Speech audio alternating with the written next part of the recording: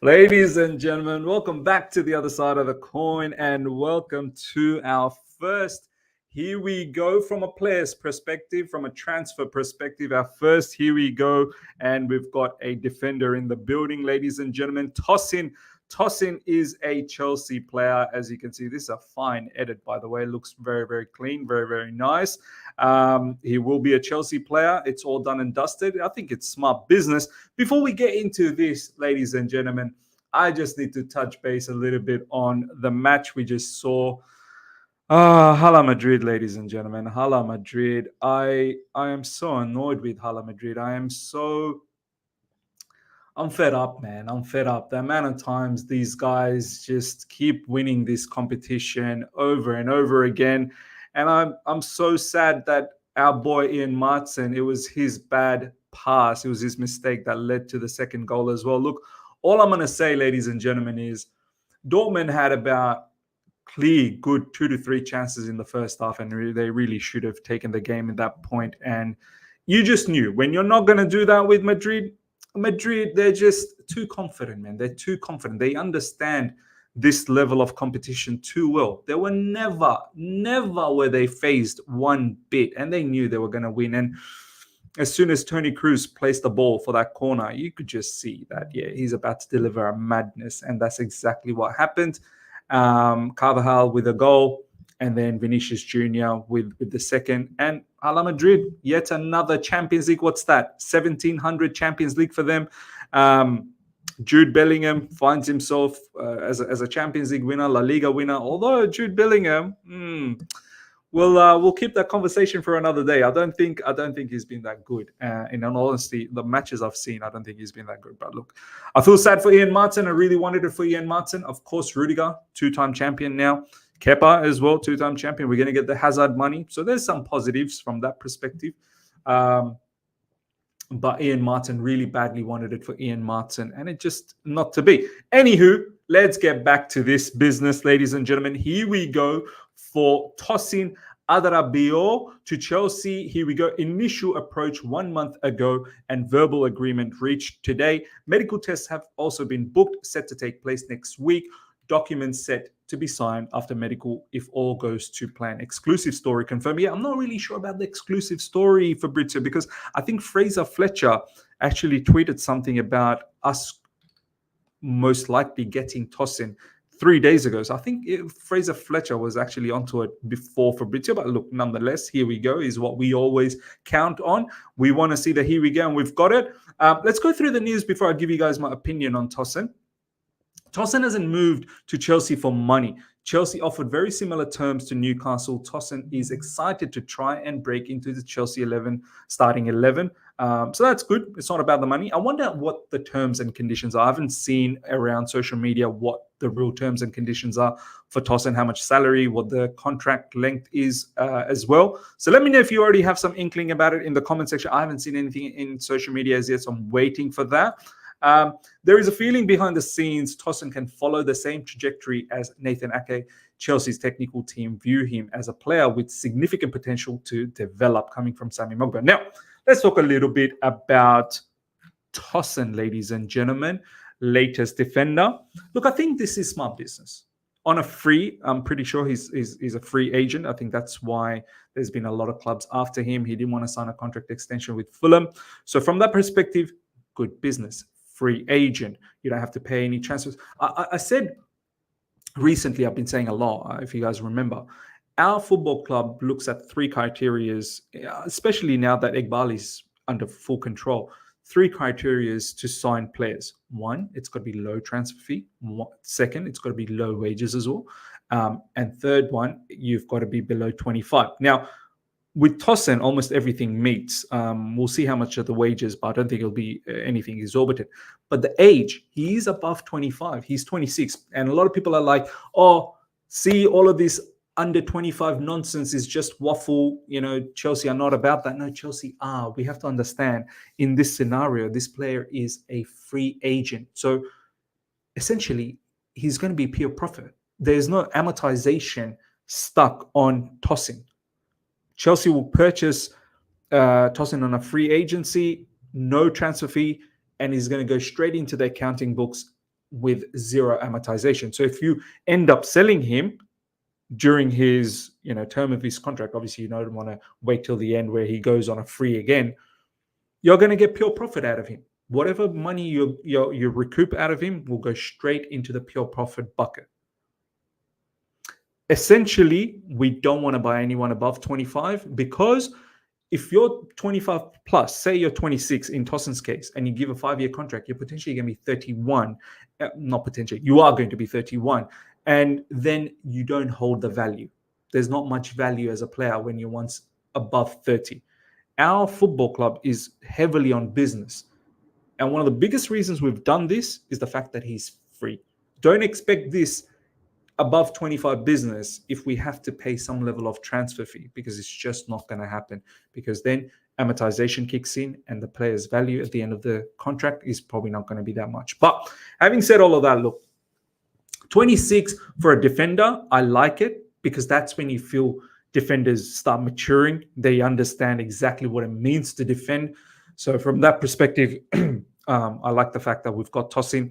Hopefully he can bring a little bit of somewhat of a leadership experience as well, and give that to the young players that we have.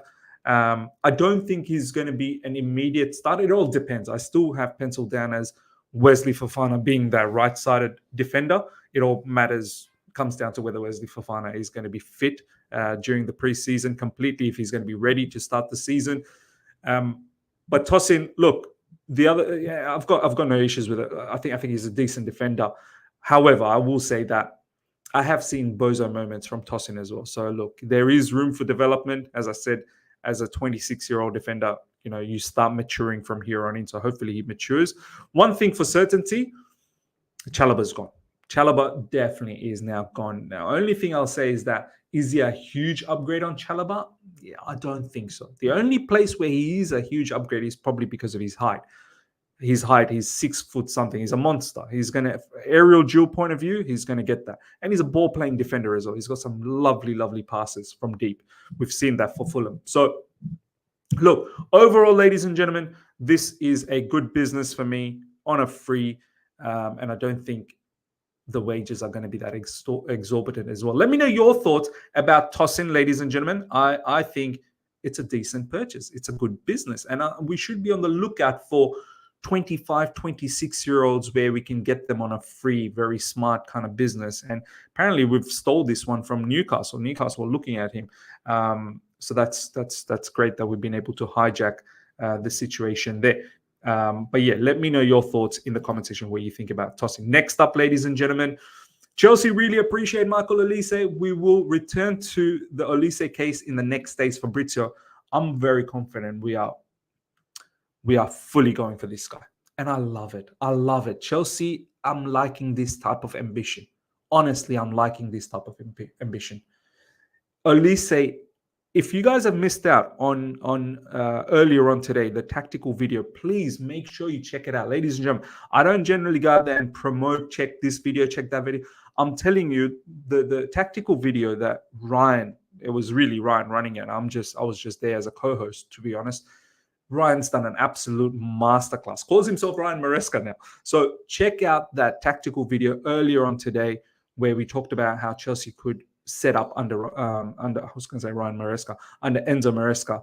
And I said that one of the big things that we can do this upcoming season is potentially play Cole Palmer through the middle and have Olise on the right side. This guy, it will be a game changer for us. Absolute game changer. So, and it looks quite positive. It's starting to look like we are going after Michael Olise, and there could be a huge here we go, hopefully, down the track for this player. I will lose my mind. I will sing. I will jump up and down. This guy is the real deal, ladies and gentlemen. Next up, Chelsea have been closely monitoring Crescencio Somerville. That this might be a player on the left side. I still want Olise on the right side.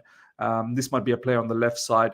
Look, I'm not really keen on Somerville. I'm not saying he's bad. He's a very good winger. I've seen him a few times for Leeds, not in the Championship, but when Leeds were in the Premier League.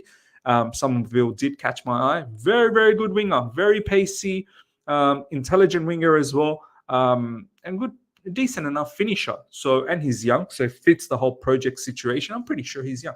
How old is Somerville? Let me just have a quick look. Somerville age 22. And I believe he's American background. So from that American ownership perspective as well, kind of makes sense to have a player of his caliber play for Chelsea. He'll just promote it even more in America. We do probably need someone on the left side, but then we need to get rid of many players. Like we're bringing in Olise. If we want to bring in Somerville, which we probably need some help on that left side, then we definitely need to get rid of players in the summer window, 100%. And I'm fine with that. I'm fine. If we are looking to upgrade ourselves, I've got no issue. And Somerville definitely will be an upgrade on the left side for us. But it's a player that, look, neither here nor there, to be honest. Like, I think he's a good player, but I'm not going to lose sleep if we don't get him on board at Chelsea. Let me know your thoughts once again on Somerville. How much do you rate him? Keen to hear it out. Now, some outgoing conversation. Conte wants Lukaku and Napoli as top target this summer. We already know Antonio Conte is a here we go for Napoli. And we know how much Antonio Conte loves Lukaku. He's probably one of the only managers that's been able to play Lukaku the way he needs to be played. And it is a devastating level when he's played in that manner. And Lukaku looks unbelievable. Look, happy days. You know, Osimhen is not going to happen. One of the reasons they've recently given us is Osimhen for age. He's above 25, or he'll be 26 this season, I think, coming up season. So we're using the age factor there, but obviously we didn't use the age factor in Tosin. We have to understand why, because Tosin was free and Osimhen is going to cost a hell of a lot of money. So look, take Lukaku off our hands, please, Napoli. Antonio Conte, help us out. Proper chills. Take this guy. I don't want no dramas this transfer window with this guy again. This story needs to end quickly. I don't want a prolonged transfer saga with Lukaku. Need this brother gone. I think we are quite strict on how much we want from him. He's got a 37 million release clause. Napoli, pay that and take this man. I think Napoli is going to get a lot of money through Osimhen, whether Osimhen goes to somewhere else, maybe PSG, even Arsenal's linked with them. With that money, you can buy Lukaku. Last but not least, ladies and gentlemen, it's looking like a Monday announcement for new coach Enzo Maresca. Yeah, look, we know it's done deal. We just need to wait for the announcement now. I'm pretty sure they're doing all of the recording and whatnot in the background, the interviews, and they're going to drop it all most likely on Monday. That's coming up next week. And yeah, the Maresca era is well and truly upon us. As I said, ladies and gentlemen, check out that tactical video. You must. It's the best one I like. Honestly, Ryan's explanation as to how we could set up, it's the best one I've seen on YouTube. It's the best one. Every other YouTube content makers pretty much looked at what Leicester did and just put Chelsea players on top of that. I think that is naive. So yeah, that's the last bit. And of course, Ian Martin, I feel sorry. Hopefully someone is still able to pay that release clause. Dortmund, please pay. Sad to see you make that mistake. But yeah, ladies and gentlemen, smash the like button. Hope you guys have enjoyed this. Leave a comment. I want to hear about everything we talked about, what you feel about that. And if you're here for the first time, subscribe. Hit the bell notification to stay in touch with all my content. Until next time, everyone, take care. See ya.